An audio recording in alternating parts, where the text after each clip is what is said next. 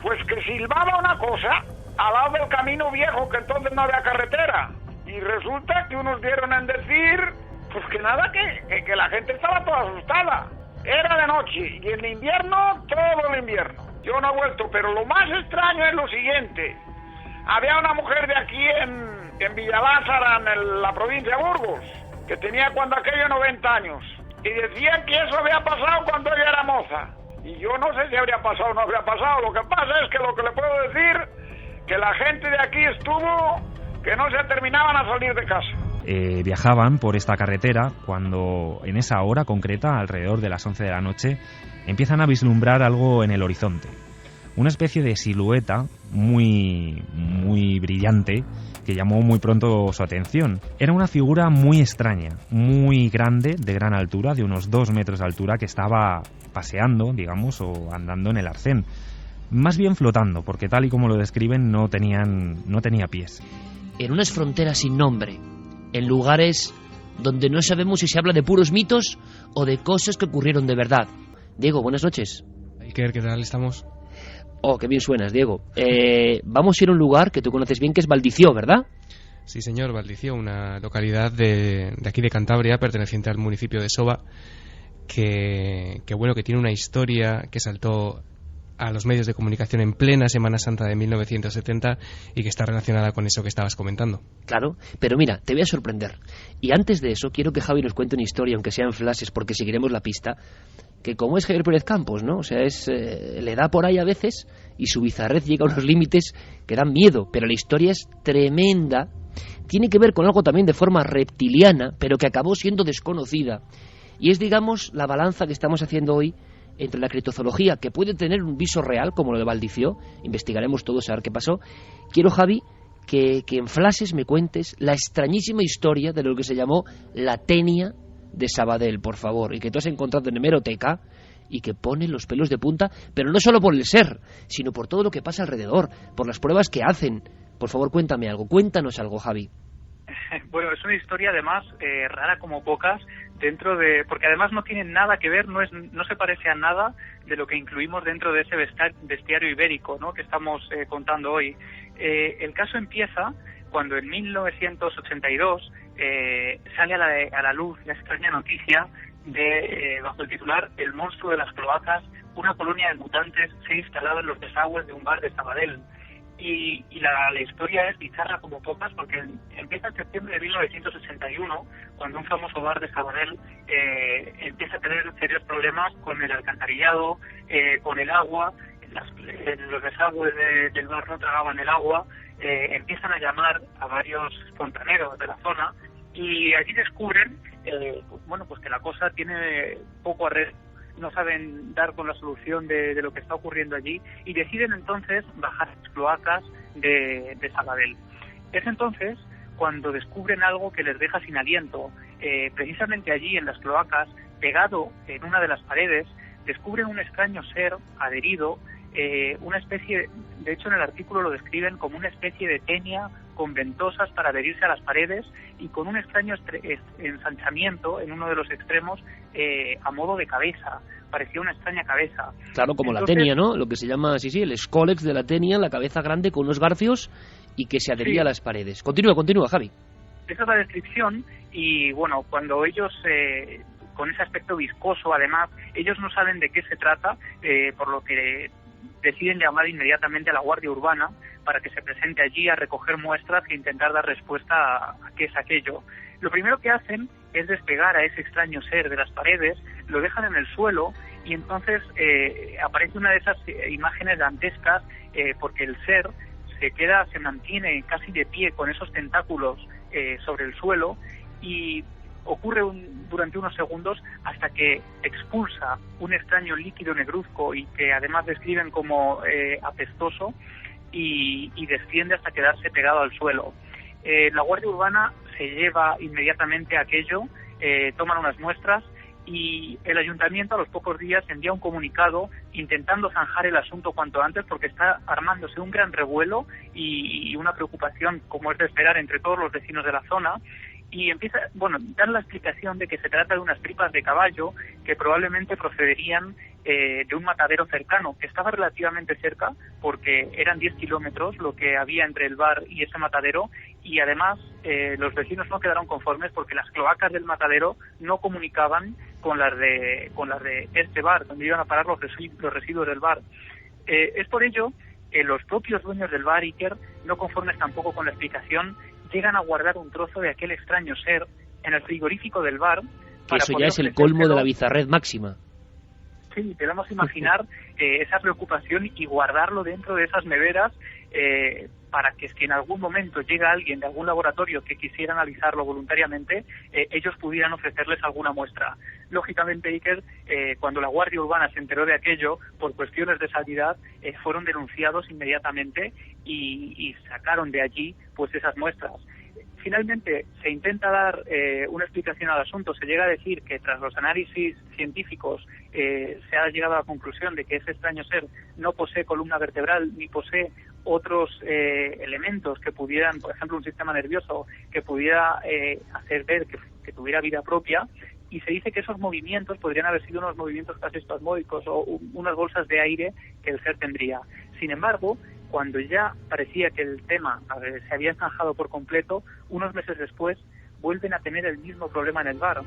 Otra vez las cañerías dejan de funcionar, dejan de tragar agua, y entonces ellos, mediante pues un juego de espejos que ellos crean para poder vislumbrar a través de unos conductos lo que ocurre en esas alcantarillas, descubren unos pequeños hilos que están empezando a formarse de nuevo en el mismo lugar donde había aparecido ese extraño ser. Y descubren además, observándolo casi a diario, con el paso de los días esos hilos van engordando poco a poco hasta llegar a convertirse en algo más parecido a unos viscosos tentáculos, algo que parecía además propio de esas películas de extraterrestres, ¿no?, que estaban llegando a nuestros cines en aquella época. Y bueno, llegan entonces declaraciones incluso del veterinario de Sabadell, que empieza a hablar de que aquello podría ser una lombriz o una tenia mutante, y que podría haber incluso una colonia en todas las cloacas de Sabadell. Y al final, Javi, en toda esta historia no se supo que era el bicho. Bueno, volvieron a bajar a tomar unas pruebas, unas muestras de aquel extraño ser, y un vecino por su cuenta decide bajar con unos barreños y con unos cubos de basura a llevarse a 2 de estos ejemplares, y decide hacer unas pruebas con esos ejemplares. Uno de ellos lo destina a un vertedero donde lo coloca al lado de unas tripas de cerdo, y para ver cómo reaccionan las ratas de ese vertedero ante esos 2 elementos. Pues al día siguiente descubre que las ratas se habían comido todas las tripas del cerdo, y sin embargo a este extraño ser no habían siquiera tocado ningún elemento de él. Y otra prueba que hace es introducirlos en ácido sulfúrico a las tripas de cerdo también, y también a este bicho de Sabadell, o a la solitaria de la ciudad, como la llamaron, para ver qué reacciones tenía, y no ocurría absolutamente nada. Al igual que las tripas de cerdo sí que aparecían disueltas al cabo de 24 horas, este extraño ser se mantenía prácticamente intacto. Semanas después, Iker, se publica que ese ser en realidad podría ser un extraño vegetal. Tras unos análisis de laboratorio, se zanja el asunto lo más rápidamente posible, y te leo literalmente las últimas palabras del artículo del caso. Decía: a no ser que, como es frecuente en obras de ciencia ficción, se trate de seres vegetales procedentes de otro mundo que intentan instalarse en la Tierra calladamente, sin que los humanos, absortos en tantos problemas, lleguemos a enterarnos a tiempo. Bueno, más bizarro, imposible. Seguiremos la pista, desde luego. Y Javier Pérez Campos ya está al acecho. Increíble, alucinante, maravilloso, singular. Javier, compañero, un fortísimo abrazo. Gracias, Iker, un abrazo. Me apuesto lo que quieras, Diego Marañón, aunque nunca habéis escuchado algo tan terrible. No, tan terrible no, pero en todos los aspectos, ¿verdad? Las pruebas que hacen, todo. Sí, no, desde luego, la verdad es que las historias que encuentra Javi son increíbles y están a la altura casi de otras que suceden muy cerca de donde me encuentro. Valdició, un pequeño pueblo, ¿verdad? Sí, un pequeño pueblo, una localidad de hoy algo más de 100 habitantes. En la época en la que sucedió lo que vamos a contar, esa cifra era casi de 40. Nos tenemos que ir a un pequeño valle de montaña que está junto al río Miera, aquí en Cantabria, a casi 700 metros de altitud y a unos 50 kilómetros de Santander. Vaya, el río Miera, donde se bañaba el hombre Pedriérganes. Sí, señor, el mismo río. Como digo, esta población, Valdicio, es casi inaccesible todavía hoy en día. Es un pueblo muy desperdigado en torno a una plaza y, bueno, en sus proximidades se encuentran diferentes bosques de hayas. ¿Y por qué es famoso Valdicio? ¿O por qué se hizo famoso en marzo de 1970? Bueno, lo que ocurrió en ese mes fue que trascendió a la prensa lo que le había ocurrido a una de sus vecinas, a Constancia Setién. No había ocurrido en marzo de 1970, fue entonces cuando se supo, pero los sucesos habían sucedido, valga la redundancia, en el verano de 1969, unos meses antes. Si quieres te cuento, Iker, qué fue lo que ocurrió más o menos. Exactamente, ¿qué pasó antes de que escuchemos a voces y además muy gráficas de vecinos que vivieron todo aquello? Exactamente. Bueno, en una tarde de verano de 1969, como te estaba diciendo, esta vecina, que por aquel entonces contaba de unos 65 años, Constancia Setién, iba con un vecino del pueblo, en busca de hierba a los prados de esa población. De camino a su destino observan cómo 3 animales, 3 burros, de repente empiezan a correr sin explicación aparente. Ellos se quedan un poco desconcertados, pero no le dan mayor importancia, en una zona conocida como el Arroyón. Y cuando Constancia, esta mujer, comienza a segar allí cerca del río, escucha un silbido. Escucha un silbido que ella no sabe de dónde viene, y al volver la cabeza, esto fue lo que ella contó a los periodistas por aquel entonces, vio cómo un extraño animal saltaba desde unos 20 metros de altura, desde lo que se conoce como la Peña de las Espinas, y caía muy cerca de ella, entre la maleza.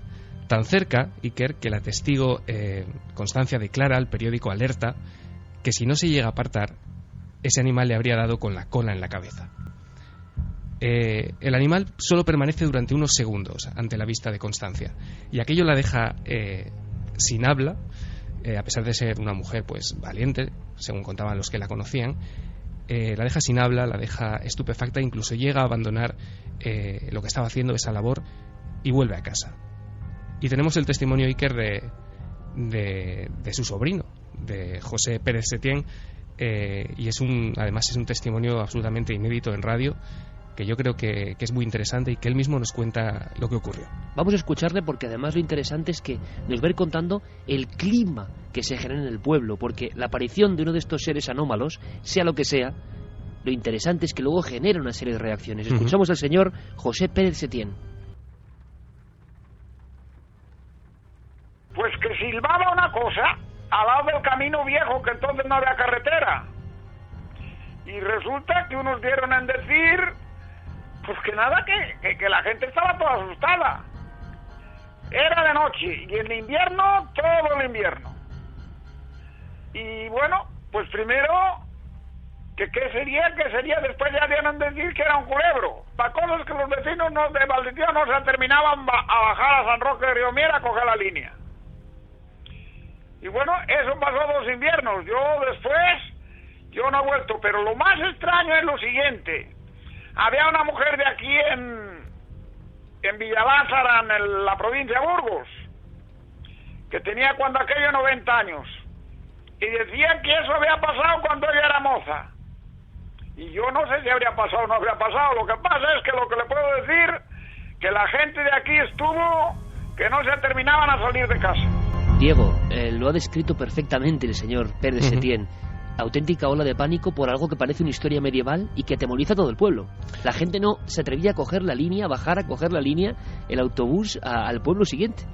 Sí, además fue muy curioso porque en 1970, Iker, a Valdicio se llegaba a través de un camino empedrado a trozos, cubierto por barro en otros segmentos, y para llegar al pueblo había que andar campo a través durante casi 1 hora. Precisamente los testigos de este barrio de La Ayuela, donde ocurrieron estos sucesos, aprovecharon las entrevistas que concedieron a la prensa, y que Guillermo León, por cierto, está subiendo a las redes sociales, los recortes para quien las quiera ver. Aprovecharon estas entrevistas para reivindicar la falta de luz, la mejora de los accesos y bueno, bueno, fueron estos periodistas del diario Pueblo, del diario Montañés y de incluso ABC, llegó a nivel nacional, quienes recogieron los testimonios de estos lugareños y quienes hicieron trascender todo tipo de detalles sobre este fenómeno. Describieron al monstruo con las mismas palabras que a ellos les había transmitido Constancia. Era un monstruo alado, curiosamente, tenía cuerpo de serpiente de grandes dimensiones, se habló de 5 metros de longitud, una gran cabeza con ojos brillantes y textura, y esto siempre lo dijo Constancia, parecida al terciopelo. Se decía que saltaba desde esa peña que hemos comentado, donde se hallaba su cueva, su supuesta cueva, hasta el río, y otras veces decían que se lo vio acudir a una fuente cercana. Fueron varios los vecinos Iker que escucharon sus silbidos, que describían como fríos y penetrantes. Escuchamos. No, yo y todos. Lo que pasa es que primero algunos lo echaban a chunga hasta que lo escucharon. Y claro, yo opino, si una tubería de agua se rompe un poquitín y no baja llena, pues podrá silbar. Yo eso ya lo desconozco. Y claro, una persona que le voy a decir una cosa, que quiere asustar a los demás y es un granuja, hablando en plata o lo que sea, se acostumbra con los dedos o con lo que sea a hacer unas cosas y las hace también. Y un bicho, pues eso ya de sobra sabemos que lo hace. Un bicho, sabemos de sobra que eso lo hace. Se refieren sobre todo, imagino, a todas las leyendas que antes contaba Tomás Hijo de la culebra bastarda, que es uno de los grandes elementos mitológicos no bien conocidos, por desgracia, por el común de los mortales. Toda la leyenda que tiene alrededor, sí, la misma culebra bastarda que dicen que amamantaba o se alimentaba de la leche incluso de las parturientas. Pero bueno, que todo el mundo lo escuchó, todo el mundo se amedrentó, y al final de esta historia, pues como siempre digo, todo este pánico, toda esta sensación, y se sospechó incluso, como también suele pasar, de la típica pantaruja, en el sentido del típico bromista o con alguna acción por algo, buscando algo, generando toda esta broma. Pero nadie se desdijo y al final no se descubrió nada. No se descubrió nada, Iker, y como tú dices, en la prensa trascendió la posibilidad de que, lo relacionaron con el famoso dragón o cúlebre de la mitología cántabra y asturiana, que es una figura importantísima, muy conocida en el norte de la península. Es una especie de serpiente voladora que tiene la misión de custodiar un supuesto tesoro, pues evitando la aproximación de otros seres humanos a las inmediaciones de la cueva en la que esto se encontrase. Se habló de un supuesto, y lo recogió la prensa de la época, de un supuesto setal que quizá era lo que no querían que nadie explotase, aunque tengo que decir que la gente, si preguntas, está convencida de que Constancia nunca mintió y de que en todo caso no se sabe lo que vio, pero que no era ninguna triquiñuela en el sentido de apartar a nadie. Además, Iker, no es el único caso. En el lapso de 25 años que van desde el 62 hasta el 87 se produjeron 4 sucesos en el norte, en Cantabria, reportando avistamientos de extraños reptiles en Sarón, en Valdicio, en este que estamos comentando, en Matienzo y en Secadura. La verdad es que, Iker, no se descubrió mucho más y quizá una de las claves es la zona, como nos contaba también José. La zona es tan solitaria, escuchamos. Porque además, mire usted, esto es muy montañoso. Y al ser muy montañoso, hay desde el pueblo de Valdicio a San Roque 3 kilómetros. Y esos están desiertos. Ya era donde se sentía el ruido. Para que me entienda, o sea, que no era en un sitio poblado. Era la distancia que había entre Valdicio y San Roque. Y esta voz del señor Pérez Setién expresa perfectamente el miedo de un pueblo cuando la leyenda aparece, la soledad de estos lugares. La prensa habló de esos monstruos o reptiles que dice Diego, y otros, como el monstruo de Vilobí, el monstruo de Fortuna, el monstruo de Orihuela, grandes reptiles de más de 4 o 5 metros. Se habló de ellos, se les persiguió y siguen en el misterio. Pablo hacía referencia a que su abuela de Jaén siempre decía: vas a reventar como el lagarto de la Magdalena, en referencia a la leyenda de un gigante reptil. Claro. Emilio también nos hacía llegar otro mensaje y nos decía: también en Sierra Morena existe la leyenda del saetón, una serpiente gigante que repta. y que vuela. Miriam Rodríguez nos decía: buenas noches a todos, mi pueblo es Ciudad Rodrigo, muy cerca de la Peña de Francia, y por mi abuela sé que uno de los animales más peligrosos de la zona es el bastardo, sobre el cual corren historias en las que este animal siempre ataca y devora a las personas. Claro, porque era la serpiente más grande de la fauna española y eso generó un sinfín de leyendas, pero fíjate, Carlos, el tema del saetón, que es curiosísimo, ese reptil volador, parece ser, los estudios, y además tienen algo de realidad, es porque en esa zona concreta de Sierra Morena, las víboras se quedaban en ocasiones en ramas invisibles y caían para picar a personas en el cuello, a jinetes, desde las ramas, y empezó a generarse una leyenda de una serpiente que volaba y que mataba.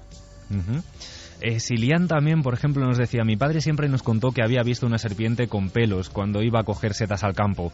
Angeloni95 decía: hay criaturas que no conocemos, España es muy extensa y no la conocemos entera. Pedro Gaitán: España es un país de gran diversidad geológica y tenemos grandes sierras y espacios naturales, entre ellos uno de los más grandes de Europa, como es Cazorla, Segura, Las Villas y El Pozo. ¿Quién asegura que conocemos todo lo que tenemos? Marcos Rodríguez Macía nos decía: puede que haya muchos, solo tenemos que mirar hacia el mar, ese mundo tan desconocido y poco explorado por el ser humano. Jesús Rodríguez, por ejemplo, también nos decía: los animales de los que estáis hablando, yo creo que los nombra Castañeda en esos compendios del saber que son sus libros. Don Juan los llama animales del poder y se precisa una percepción especial para poder verlos. Oh, qué interesante mensaje. Qué interesante mensaje. Yo no había caído en eso, pero es verdad. Muchos chamanes, muchas personas metidas en estos estados fuera de lo ordinario, estados alterados de conciencia, hablan de las apariciones arquetípicas de este tipo de seres. Y es verdad, es una buenísima apreciación. Daniel Ignacio Krause también nos decía que en la mitología mapuche se cree que las personas exitosas crían una culebra o serpiente alimentándola con leche. David García Moreno decía: yo estuve en Las Urdes, en Ladrillar, viendo por dónde campó el duende de Ladrillar. Impresionante comarca Las Urdes. Hombre, vamos a hacer una cosa. Sí, dime, Carlos. No, y por ejemplo, el último mensaje también muy interesante, Rubén Mena nos decía que hay que analizar los factores ambientales y que el ser humano ha alterado los ecosistemas, sin contar las grandes actividades solares, por las cuales son razones suficientes para pensar en que la naturaleza genera evoluciones y mutaciones para sobrevivir. Mira, hablaban de Las Urdes y hablaban de unas apariciones, y para que veamos, y además es un tema que está entre dos mundos, el de la criptozoología o la aparición de seres extraños y casi el alerta OVNI 2012. Y es que los testimonios nos siguen llegando, no solo de luces, sino de cosas mucho más dramáticas. Vamos a pedirle a Noel que cambie el tercio, que nos meta en una sensación mucho más angustiosa, porque así ha sido la experiencia para una serie de personas con las que has hablado, Carlos. Sí. Ha ocurrido hace poco tiempo, estamos hablando de este mismo mes de abril. Sí. Y fíjate, a mí me inquieta y me parece emocionante, y vamos a estar muy atentos a todas las noticias que tengan que ver con el fenómeno OVNI. Si es que esto tiene que ver con el fenómeno OVNI, que igual no tiene nada que ver. Por ejemplo, en ese pueblo mencionado, en Ladrillar, en el Río Malo de Arriba, las apariciones de extraños seres junto al arcén de la carretera, con extrañas formas, sin rostro en ocasiones, son un clásico, y se acuerdan muy bien. Ahora, lo raro es que siga habiendo casos. Y cuidado, Carlos, que tú lo sabes bien, que hemos tenido ya un puñado de casos del Monte Abantos hasta Cádiz, y estaríamos ante otra aparición de humanoide, y hace muchos años que no pasa algo así. Y en fin, a ver si en 10 minutos eres capaz de contarme esta historia, Carlos. Todo tuyo acaba de ocurrir. Pues sí que es cierto lo que decías. Esta historia está a medio camino del avistamiento ufológico propiamente dicho, y también de esas apariciones que ya hemos hablado en esta temporada en Milenio 3, de seres que tienen lugar en carreteras. Esta historia comienza el viernes 6 de abril de este mismo año, la pasada Semana Santa, alrededor de las 11 de la noche. Era una noche muy cerrada, muy oscura, tal y como nos narraban algunos de los testimonios con los que hemos podido hablar, y vamos a situarnos en la carretera C524. Es una carretera que une las localidades de Trujillo y Torrejón el Rubio, en Cáceres. Pues allí estaban dos matrimonios de amigos con sus hijos, dos familias que estaban viajando para descansar en una zona muy cercana al Parque Natural de Monfragüe. Allí tienen una finca, un matrimonio de ellos, y bueno, pues se disponían allí a pasar sus vacaciones. Con tan mala suerte, bueno, todos lo sabemos, que no hizo tan buen tiempo como se esperaba y decidieron volver de noche a su localidad, a Mérida. Viajaban por esta carretera cuando en esa hora concreta, alrededor de las 11 de la noche, empiezan a vislumbrar algo en el horizonte. Una especie de silueta muy brillante que llamó muy pronto su atención. Cada vez esa figura, esa silueta se fue haciendo más grande. Iban en 2 coches, uno detrás de otro, y el primer coche pues empiezan a acercarse a ese punto que les llamó tanto la atención. Era una figura muy extraña, muy grande, de gran altura, de unos 2 metros de altura, que estaba paseando, digamos, o andando en el arcén. Más bien flotando, porque tal y como lo describen no tenía pies esa figura. Era, como decíamos, noche cerrada. Y bueno, pues llama también la atención cómo empieza el miedo a apoderarse de ellos, porque observan rasgos que en un primer momento no se habían fijado. Tanto los pasajeros del primer coche como del segundo se quedan mirando atentos a ese insólito ser que les estaba acompañando. Y además, otro dato importante es que ese primer coche que iba tiene que hacer un quiebro, una especie de maniobra para no atropellar a ese ser que estaba en el arcén. Hemos podido hablar con estos testigos, pero fíjate, Iker, es tanto el miedo que tienen que bueno, no hemos podido establecer una grabación con ellos porque preferían olvidar esta historia. Sin embargo, sí que hemos podido hablar con Evaristo. Es la persona que nos ha hecho llegar esta historia y es familiar de Cristina y de José, 2 de las personas que iban en el segundo coche y que se encontraron con esta extraña figura y que la describen así. Pues parece ser una figura de gran estatura, según me contaba, sobre 2 metros, 2 metros y medio. Parece que tiene como un pelo largo, una vestidura tipo celeste que resplandece mucho en la oscuridad. Parece ser que en el pecho se ve como una especie de rombo o una especie de número de rombo, y sobre todo como que no tenía pies, como que parece levitar sobre el suelo, ¿no? Madre mía, Carlos, es una descripción idéntica, te diría, sí, a alguna que yo he recogido, por ejemplo, en pleno puerto de Alisas, en Cantabria, una especie de figura. Me ha recordado exactamente lo mismo, y además que parece no mirar exactamente, vigilar a estas personas. Lo increíble de este caso, y tú has podido hablar con los testigos, es decir, existen, tenemos los datos, sí, entendemos perfectamente su temor, y el familiar directo, muy directo de ellos, es el que nos lo cuenta, pero luego ellos tienen mucho miedo, pero que esto le da elemento genuino al caso. Pero es que son 2 coches y 2 familias quienes ven al mismo ser. 2 familias, y además que, tal y como nos contaba Evaristo, y luego lo escucharemos también, son familias serias, gente normal y corriente. Hablamos incluso de gente que se dedica al ámbito sanitario, que son totalmente escépticos, o eran hasta este mismo momento, y que se han encontrado con esta sorpresa. Y precisamente por eso acuden a Evaristo. Evaristo es asiduo a escuchar nuestro programa, y gracias a él hemos podido conocer esta historia. Pero fíjate, otro de los elementos de esta historia que llama mucho la atención. Como decíamos, ese primer coche, ese coche de avanzadilla, se encuentra de cara a este ser y tiene que hacer ese quiebro, esa maniobra para no atropellarle. Se pensaban que iban directos a atropellarle. Desde el segundo coche estaba, como decíamos, José y Cristina, que son los familiares de Evaristo, y que cuando pasan por el punto exacto donde está esta figura, pues a Cristina le llama la curiosidad, quiere saber más, quiere saber qué rasgos tiene ese ser. Y sin embargo, lo que se encuentra es, de nuevo, el auténtico pánico en su piel. Sigue el coche avanzando y todavía, para más sorpresa, ven que esa cara de esa figura gira a la misma vez que ella va mirándole, como si los 2 quisieran intercalar sus miradas, ¿no? De forma de que, bueno, va viendo que no hay rasgos faciales, ¿no?, en ese rostro, y que emite como una especie de transparencia y a la vez profundidad, ¿no? Lo cual, bueno, le produce bastante miedo, lógicamente, ¿no? Una descripción muy detallada de la nada, o sea, no hay rasgos. Nada. Otro de los grandes clásicos de este tipo de apariciones. El ser está como flotando a un lado de la carretera, entre Torrejón el Rubio y Cáceres, si no me equivoco, Sí. Carlos. Entre Trujillo y Torrejón el Rubio, exacto. en Cáceres, efectivamente, en la carretera C524. Sí, conocemos bien esa zona, Trujillo y Torrejón el Rubio.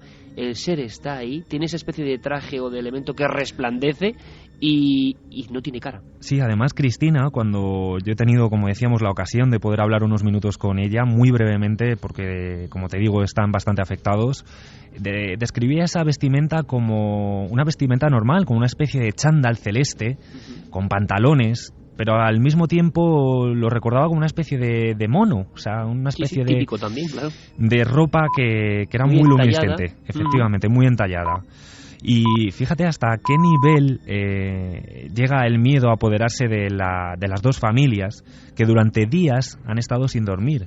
Incluso había un joven de 16 años que bueno, pues como comentaba Evaristo, a esa edad ya se puede, digamos, dar cuenta de lo que está viendo y que lo ha estado pasando bastante mal. Si quieres, vamos a escuchar el último corte en el que Evaristo nos dice cómo han reaccionado en estos días.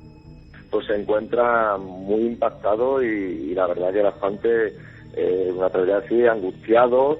Han pasado, bueno, días sin dormir. Cuando le hablas del tema se nota nerviosismo, ¿no?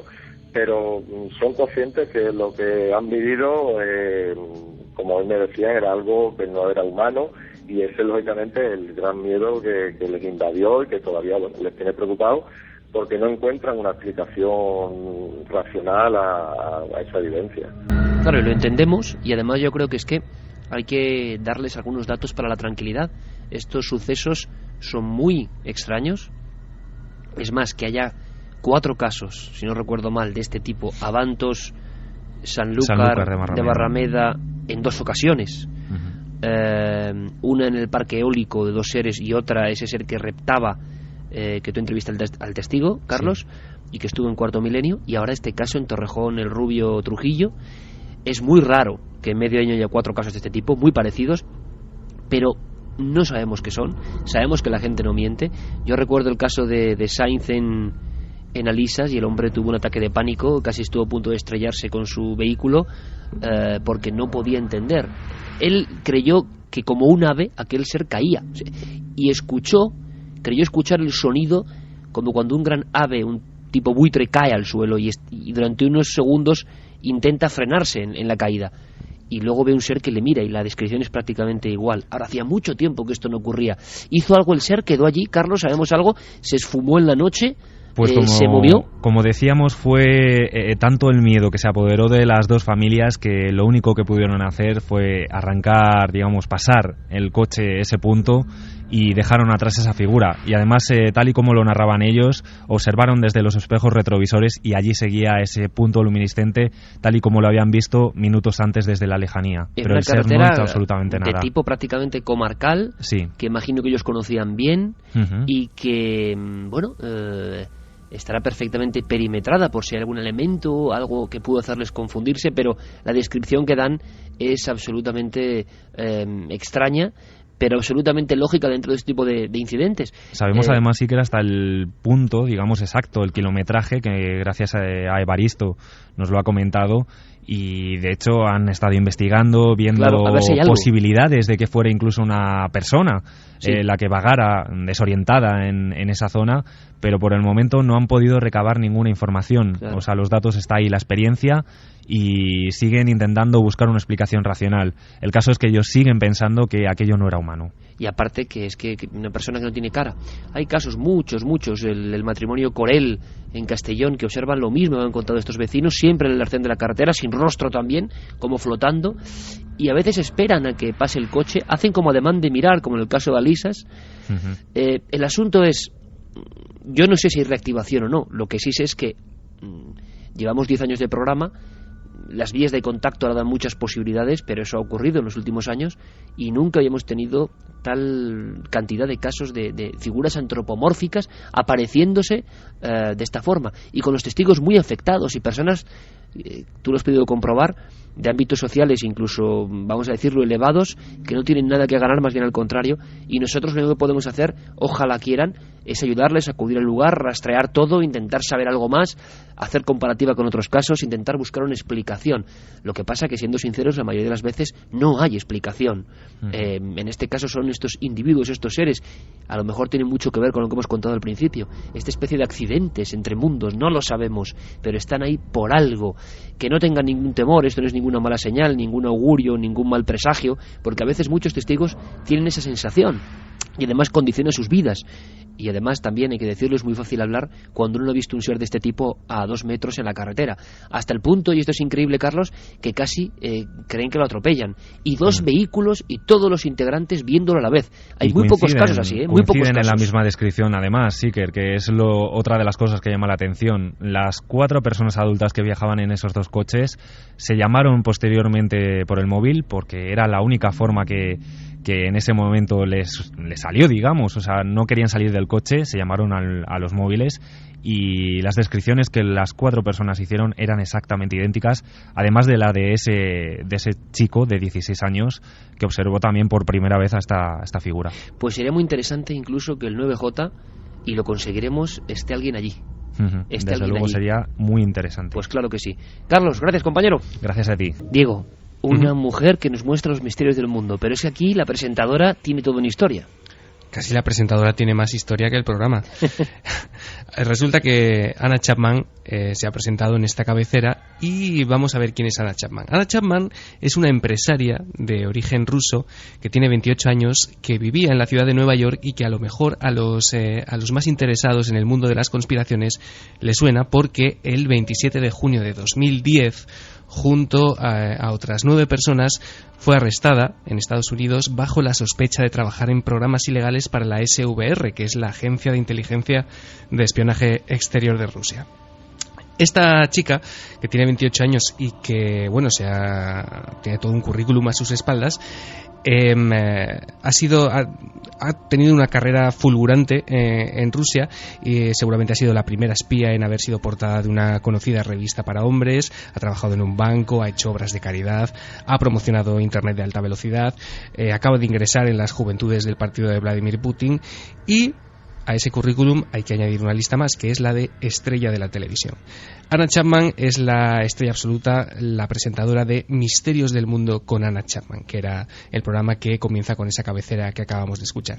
Si te parece, para entender un poco quién es esta chica, podemos escuchar la crónica que algunos medios de comunicación difundieron con motivo del estreno del programa. Iker. Vamos allá. La espía más deseada del planeta ha iniciado una fulgurante carrera al estrellato, y es que ahora la pelirroja Anna Chapman se ha convertido en presentadora de televisión. En su debut, la antigua agente de los servicios secretos rusos ha prometido desvelar todos los misterios en un programa en el que se desentrañan fenómenos extraños. La primera entrega se ha dedicado a los estigmáticos, personas cuyos cuerpos presentan marcas producidas por voluntad divina, y en concreto a Ali. Este niño de Dagestán, en cuyo cuerpo aparecían versos del Corán por las noches, se hizo famoso en 2009. Ahora apenas aparece en público. La audaz Anna Chapman lució en su primera incursión en la pantalla un ajustado vestido de noche rojo y negro, pero también se la pudo ver con un velo musulmán para presentar el caso de Ali. Quizás reminiscencias de sus tiempos de espía. Chapman, nacida en el seno de una familia de diplomáticos, saltó a la fama en julio de 2010, cuando fue deportada de los Estados Unidos junto a otros 10 espías.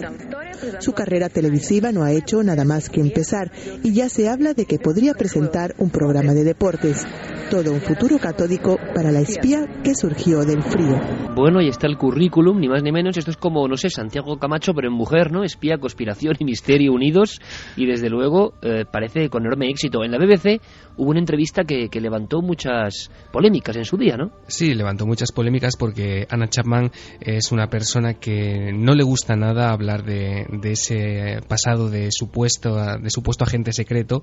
En la BBC le comentaban que uno de los mayores misterios de ese programa era ella misma, ¿no? Conocer un poco cómo ha llegado ahí, si realmente la acusación que la llevó de nuevo a Rusia era cierta. Ella, vas a ver que se defiende bastante bien, Iker. Esto que vamos a escuchar, como decías, es una entrevista que le hacían en la BBC con el estreno también del programa. Teniendo en cuenta que el título de su programa es Misterios del Mundo, ¿ha pensado en dedicar uno de los capítulos a los secretos de Anna Chapman, a los secretos de su propia vida como agente secreto? Absolutamente no. Podría ser bastante interesante para la audiencia. Bueno, sin comentarios. Es bastante raro para un ex agente secreto convertirse en una estrella de televisión.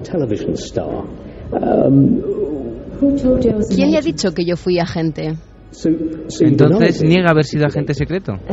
Como ya he dicho antes en numerosas ocasiones, nunca negaré o afirmaré ese hecho.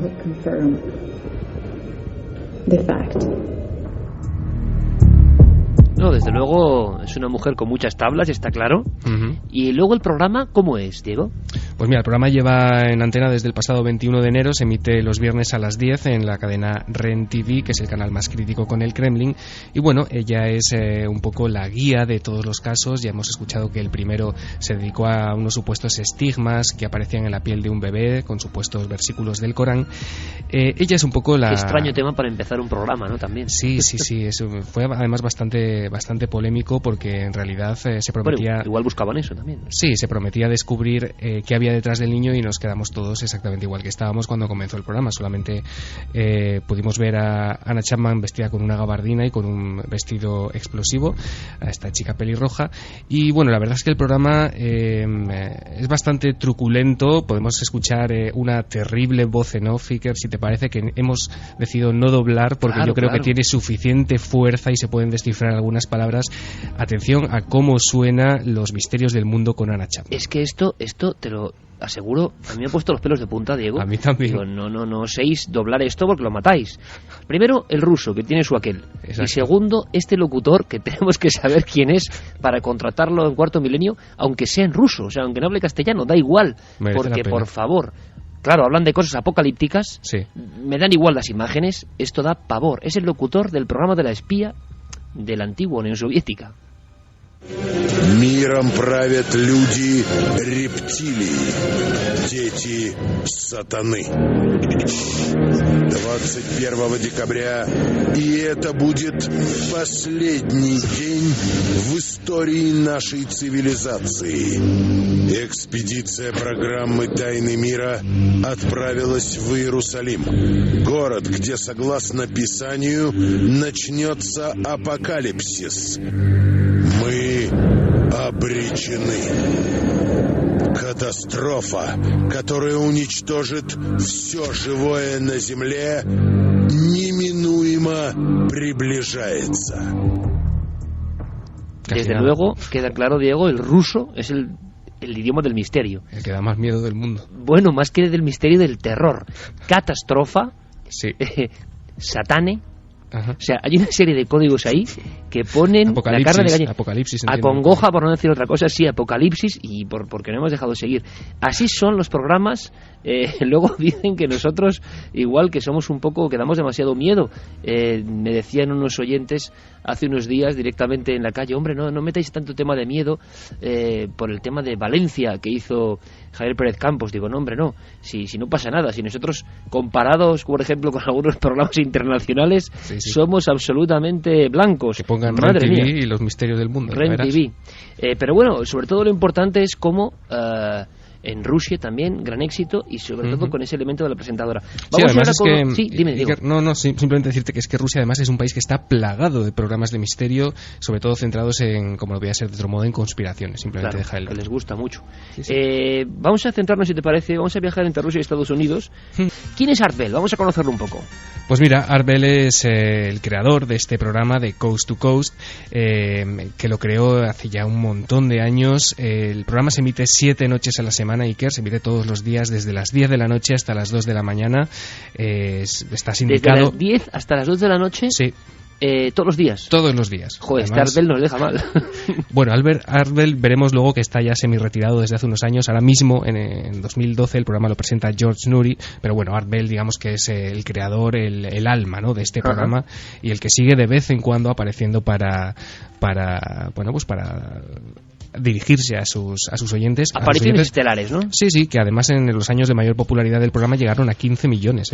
Claro, es que me contó Javier Sierra, recién llegado de su gira de Estados Unidos, que creo que era el programa más descargado en Estados Unidos, superando las emisiones de radio normal, y que Arbel lo vendía, digamos, al mejor postor, y era el más descargado. Sí, además incluso hay un boletín mensual que sale, que se llama After Dark, después de las tinieblas, y bueno, Arbel tiene muchos hitos a sus espaldas con este programa. Uno de los más recordados, Iker, es una llamada que vamos a escuchar dentro de un ratito, pero antes vamos a ver cómo presentaba cómo presentaba Arbel, más o menos. Sí, el programa cada noche. Este es un comienzo muy especial, es el comienzo del programa del 11 de septiembre. Arbel es más camachiano, ¿no? Sí, el tío le pega mucho más a la conspiración. Sí, tenemos aquí un Santi en potencia. Vamos a escuchar una entrada típica y tópica de Coast to Coast con los saludos de Arbel el 11 de septiembre de 2001, Iker. Desde lo alto del desierto en el gran suroeste americano, esto es Coast to Coast, y yo soy Arbel. Buenos días, tardes o noches, dependiendo del lugar del mundo, ya que tendremos cobertura internacional a lo largo de la noche. Esto, por supuesto, es Coast to Coast. Y sé que muchos de vosotros estaréis en shock desde esta mañana, mientras habéis estado viendo los horribles sucesos de este día. A lo largo de la jornada he estado pensando en qué hacer esta noche y he llegado a la conclusión de que no tenía que traer a ningún experto de la CNN o de cualquier otro gran medio, ya que los acontecimientos llevan produciéndose todo el día y aún están en marcha. Lo que ha pasado en Nueva York es simplemente muchos oyentes me han dicho por email que no hay palabras, pero sin embargo en la radio nos servimos de las palabras, así que pensé que quizás a estas horas de la noche o de la mañana, depende de vuestro horario, lo mejor que podía hacer era básicamente abrir las líneas y dejaros hablar a todos vosotros. En lugar de sentarme aquí y especular, os dejaré a vosotros la especulación. Instead of just sort of sitting here and speculating, I'll let you speculate. Muy curioso, Diego, porque fíjate, yo he tenido la experiencia terrible de hacer el programa después del 11 de marzo. Sí, lo tenía presente cuando cogía el corte. Sí, qué curioso, porque nos ocurrió exactamente lo mismo. Uno piensa que puede hacer algo y al final, recuerdo de Carmen y yo, que es la noche más dura de nuestra historia, no sabíamos ni qué decir y fuimos a lomos, de alguna forma, ¿no? De un tema terrible, y fueron los propios oyentes que nos dieron fuerzas, ¿no?, para seguir, y fueron ellos los que hablaron realmente, ¿no? Terribles momentos, pero desde luego un gran comunicador que ha convertido el misterio en algo muy popular en América, y como tú decías, hay un momento clave, una llamada de un dramatismo tremendo y que le da una gran fama a Arbel. Cuéntanos. Pues desde luego, si por algo se recuerda a Coast to Coast y si por algo se recuerda la carrera radiofónica de Arbel, es por una llamada que se produce el 12 de diciembre de 1997 en plena emisión del programa. Arbel había abierto las líneas telefónicas y además lo había pedido, para que cualquier empleado de Área 51, si es que había alguno escuchando, proporcionase por favor información sobre qué estaba pasando en esas instalaciones secretas de Groom Lake. Lo curioso es que llamaron, y lo curioso era el tono de la llamada y cómo esa llamada se cortó. Si quieres lo escuchamos, Iker. Vamos allá. Está en el aire, hola. ¿Hola? ¿Art? Sí. Hola, no tengo mucho tiempo. Bueno, mira, vamos a empezar por averiguar si está usando esta línea adecuadamente o no. ¿Dónde está usted ahora? Soy un ex empleado y me permitieron ir a una revisión médica hace alrededor de una semana. Y he estado huyendo por todo el país. No sé por dónde empezar. Ellos van a triangular. Triangularán muy pronto esta posición.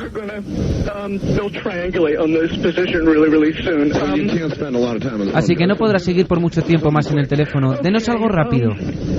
Vale. Lo que a nosotros pensamos que son extraterrestres son seres extradimensionales. Antes de que cualquier programa espacial precursor tomara contacto con... No son lo que dicen ser. Se han infiltrado en muchos aspectos del establishment militar. Diego, compañero, particularmente en el Área 51. Vamos a hacer una cosa.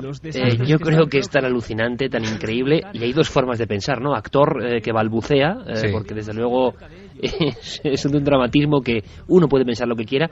Estoy tan intrigado y me parece tan alucinante que siguiente zapping, y urgente yo creo, vale. sobre hitos, ¿no? De Art Bell. ¿Qué te parece, amigo? Me apunto, acepto. A bocajarro. Oye, Cueva del Soplao. Sí, Cueva del Soplao, un lugar absolutamente espectacular, Iker, en plena Sierra de Arnero, con unas vistas impresionantes, con una panorámica sobre Peñasagras, sobre los picos de Europa y por supuesto con ese mar Cantábrico de fondo, que yo creo que va a ser una noche para disfrutar el 9J. Qué bien, sabes que me hace una ilusión muy especial que estés con nosotros. Ya Un abrazo muy fuerte, compañero. Otro para ti, Iker, un placer.